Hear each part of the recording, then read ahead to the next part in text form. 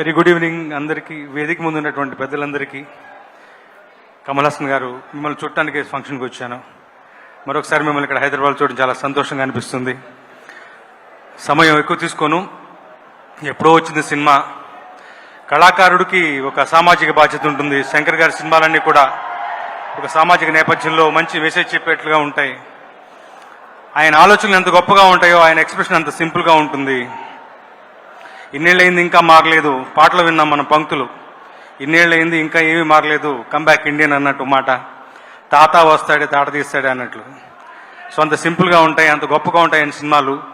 దాదాపు 28 ఏళ్ళైంది అనుకుంటాను. మళ్ళీ వస్తున్నటువంటి భారతీయ హిట్టు బ్రహ్మాండమైన ఘన విజయం చేకూర్చాలి. ఈ సినిమాలో నాకు కూడా ఒక పాట రాసే భాగ్యం కలిగింది, బట్ అది నెక్స్ట్ పార్ట్లో ఉంటుందని నాకు చెప్పారు. చాలా సంతోషం. మరొకసారి మా శంకర్ గారితోనూ కమల్ హాసన్ గారితో కొలాబరేట్ చేయడం. Wishing all the very best Bharatiya hit. Thank you so much.